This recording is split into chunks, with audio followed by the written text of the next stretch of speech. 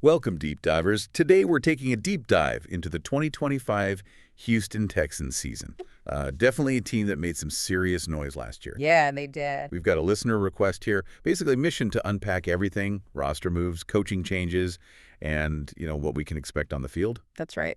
The goal here is to give you a quick shortcut to getting up to speed on the Texans. We're pulling the key stuff from sources like Walter Football, Athlon Sports, Football Fan Spot, Okay. and really important for planning, all those schedule details come from sportsbrackets.net. So the big question really is, after that surprising 2024, can they actually take that next step this season? Can they hang with the big boys in the AFC? Right. Okay, let's start unpacking that, and we're all with the quarterback, C.J. Stroud. I mean, his rookie year in 2023 was just electric. Phenomenal. Threw for, 4,108 yards, 23 touchdowns, only 5 picks. Looked like the real deal. But then last season, Walter Football painted a bit of a different picture. They said he regressed. Numbers dipped a bit, 20 touchdowns, 12 interceptions. Yeah, the interceptions went out. And maybe more concerning, 52 sacks taken. That's a lot. Walter Football points to shoulder soreness and definitely offensive line struggles. So is this regression view common, or is there more to the story for 2025? Well, it's interesting because Football Fan Spot notes that this kind of sophomore slump, it's not totally unexpected, especially for guys who have such amazing rookie years. Oh, yeah. And despite the stats dipping, his PFF grade, that's Pro Football Focus, grading every single play, it only fell a little bit, from 83.0 to 78.9. Still pretty good. So not a total collapse in their eyes. Exactly. And he's still so young, turns 24 in October. The talent is absolutely there for a big bounce back.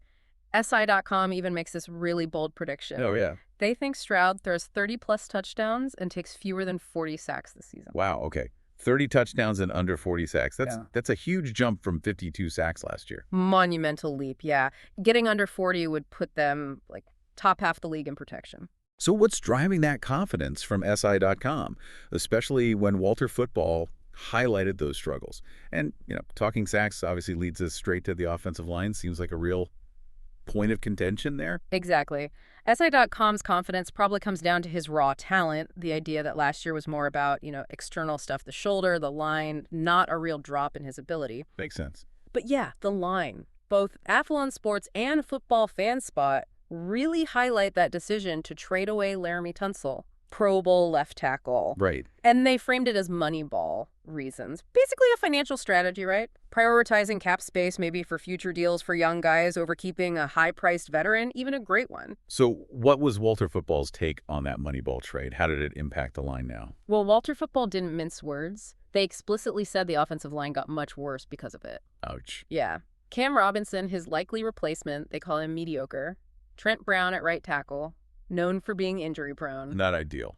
And inside, they lost 2 guards, Shaq Mason and Kenyon Green.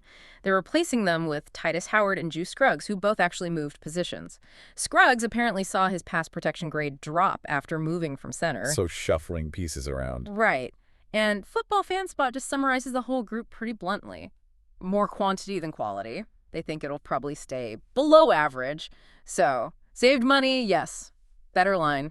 Probably not, at least right away. Okay, so if the O-line is a worry, what about the guys Stroud's throwing to? They're definitely without Stephon Diggs. He left. And the really tough news is Tank Dell. Yeah. Likely out for the whole 2025 season. That multi-ligament knee tear late last year. Yeah, that's a huge blow. Just brutal luck for him. Absolutely. So that obviously made receiver a big need. It really did. And they addressed it by getting Christian Kirk. He's described as a consummate slot receiver. Good, reliable option there. Okay. They also used early draft picks Jaden Higgins in the second round, Jalen Noel in the third. But Nico Collins, he's still the clear #1 guy. Elite size, athletic, gets great PFF grades. He's established. Totally. And here's another bold SI.com prediction. They think the rookie, Jaden Higgins, could actually lead all NFL rookies in receiving yards this year. Really? Ahead of everyone else drafted. Yeah, apparently there's been a lot of buzz coming out of training camp. ESPN mentioned it. Higgins is supposedly picking things up really quickly, fitting right in. Interesting. Keep an eye on him then. So, big changes at receiver. What about tight end? Dalton Schultz had kind of a down year in 2024. He did, but Athlon Sports suggests the new offensive coordinator, Nick Caley, who coached Gronk back in New England, might be the guy to help rejuvenate Schultz's game. Get him more involved, maybe. Could be a factor. And the running game. Well, Joe Mixon, they got him for just a seventh-round pick, which Athlon called a steal. He was pretty effective last year. Yeah, he was solid. But Football Fan Spot does point out he seemed to slow down quite a bit late in the season, and he's heading into his age 29 season now with like over 2,100 career touches. That's Yeah. usually where you start seeing running backs decline a bit. The dreaded age cliff for running backs. Exactly. They did bring in Nick Chubb as a backup, though, and that fourth-round rookie, Woody Marks, potential long-term guy. Yeah, potential down the line. But he'll likely start behind Damian Pierce, who Football Fan Spot says is still a capable early down back. Okay, so the offense. Definitely some potential, but some pretty big question marks, too, especially that O-line after the Tunsil trade. Let's pivot now, because while the offense might be figuring things out, the defense in Houston was a totally different beast last year. Oh, absolutely. You're right. The offense, yeah, had its moments, had its struggles. But the defense, clear strength, jumped all the way to fourth in yards per play allowed in 2024. That's elite territory. That's huge. And it raises that big question, right? In today's NFL, so focused on offense, how far can a truly dominant defense actually take you? It's the classic debate. It is. History shows it can take you pretty far, though. Think about the 2015 Broncos, the 2000 Ravens. Elite defenses can win championships if the offense is just, good enough. And for these Texans, so much of that success and their potential this year, it comes from that edge rush duo, Will Anderson and Danielle Hunter, combined for 23 sacks last year. Lethal combo. Absolutely. And they added depth, too, with guys like Darrell Taylor and Danico Autry, SI.com, again with bold predictions. What? No. They think Anderson and Hunter combined for 30 sacks this season. 30 sacks. Just between the two of them. Yep. If they do that, they're arguably the best pass rushing tandem in the entire league, period. This defense isn't just good, it's potentially game-wrecking. And they backed that up with cash in the secondary, right? Right. Rewarded Derek Stingley Jr. Big extension. Huge extension, $90 million. Made him the highest paid corner in the NFL. That shows serious belief. Yeah, no kidding. And it seems justified. Kamari Lassiter really came on strong as a rookie. Jalen Petrie had a breakout year moving to the slot. Right. And then they made that big trade for Chauncey Gardner-Johnson from the Eagles, the Super Bowl champs. Athlon describes him as a ball-hawking, intense, trash-talking personality. That's fun. Right. He's had some injuries, maybe some off-field stuff, but on the field, he definitely adds juice to an already great secondary. Athlon thinks him, plus Kalen Bullock gives them one of the better safety duos in the league. Wow. So the edge rush in the secondary looks stacked. What about the middle linebackers? Linebackers look pretty solid, too. Azeez Al-Shader was great last year, even with that suspension. Henry Tutu really improved in his second year. Okay. Plus, they added E.J. Speed, and Jake Hansen is showing promise. So, yeah, the second level looks pretty strong. So edge rush elite, secondary elite, linebackers solid. Is there any weakness on this defense? Unfortunately, yeah. There's one potential major concern, the interior defensive line. No. Walter Football was really harsh here, called it a train wreck. A train wreck, wow. Yeah. Players like Foley Fatukasi, Tim Settle apparently really struggled last season. Sheldon Rankins is back, but he's getting older, lots of injury history. Football Fan Spot calls it an underwhelming position group. So potentially a soft spot right up the gut. Exactly. Elite on the outside, maybe vulnerable in the middle. It's like having, castle walls, but maybe the main gate isn't quite as strong. Something teams might try to exploit. Train wreck is. Yeah, that's a stark description. Okay, so even the dominant defense has a question mark. Let's talk about the guys pulling the strings, the coaching staff. Big change on offense. Yeah, significant move there. They fired offensive coordinator Bobby Slowick. Athlon Sports noted he apparently failed to adapt his schemes and wasn't really listening to player input. That usually doesn't end well. No, definitely not. His replacement is Nick Caley.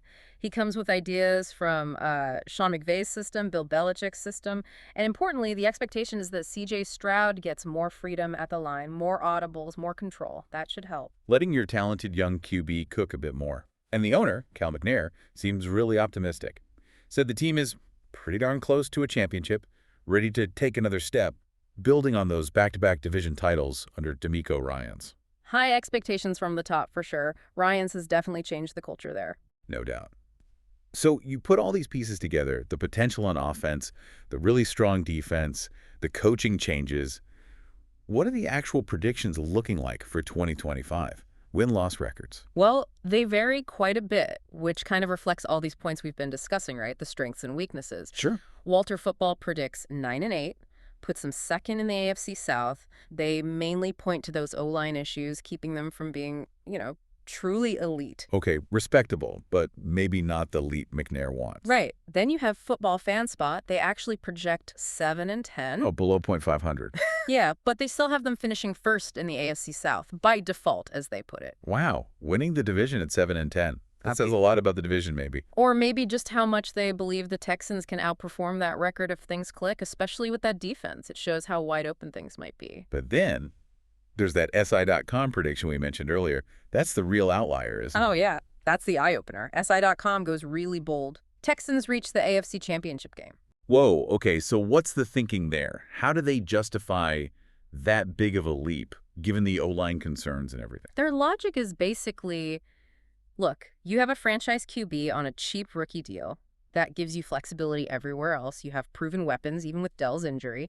And you have a defense that is legitimately dominant. Right. So for them, it just comes down to winning just one more game in January. They think the core pieces are there for that kind of deep playoff run if Stroud elevates his game and the line holds up just enough. It's a high ceiling view. Definitely. And connecting that to the bigger picture, you got to look at their schedule. It's tough outside the division. Yeah. They play the Chiefs, the Bills, the Rams, Ravens, Niners, Broncos. Oof, yeah, that's a gauntlet. Those games will be the real test. Can they beat the elite teams? That'll show if they're ready for that next step the owner's talking about. So for listeners who want to track all those games, see exactly when those tough matchups are, where can they find the full Texans schedule? Yeah. For all the details, preseason, regular season, week by week, potential playoff path, all the way through the 2026 playoffs, sportsbrackets.net is the place to go. They've got it all laid out. And when does the actual season start for them? The Texans kick off their regular season September 7th. It's a road game against the LA Rams. Then their home opener is September 15th against the Tampa Bay Buccaneers. Got it. And sportsbrackets.net has the league-wide schedule too, right? Like the very first game? Yep. The full 2025 NFL regular season schedule is there. It starts Thursday, September 4th. Eagles hosting the Cowboys. Okay. And like you said, you can even look ahead. 2026 NFL playoffs. Wild card round starts January 10th, 2026. And Super Bowl LX, that's February 8th, 2026, out at Levi's Stadium in Santa Clara. Sportsbrackets.net has all those key dates. Perfect. Okay, so let's try and wrap this up. What's the bottom line for the Texans heading into 2025? Well, despite those offensive line worries and the big question mark with Tank Dell's injury, this deep dive really points to a team with a genuinely powerful defense. They've got exciting young stars. And yeah, they look like they should be favorites, maybe strong favorites in their division. That defense is their identity. Right. But the real test, it feels like, is whether C.J. Stroud can truly rebound, become consistently elite, and can that revamped O-line, the Moneyball line, actually protect him well enough? Yeah. Can they overcome those internal points of contention like the interior D-line to really challenge the top AFC teams like the Chiefs and Bills? And that kind of leads to the big takeaway question for you, the listener, to think about. In a league that seems more and more obsessed with high-flying offense, can a team built primarily around a dominant defense, especially with a young QB who's still developing, can that formula still be enough? Can it carry them deep into the playoffs, maybe even all the way? And defense wins championships. Mhm. Or does it anymore? Exactly. Something to definitely mull over as the Texans get ready to kick off their season.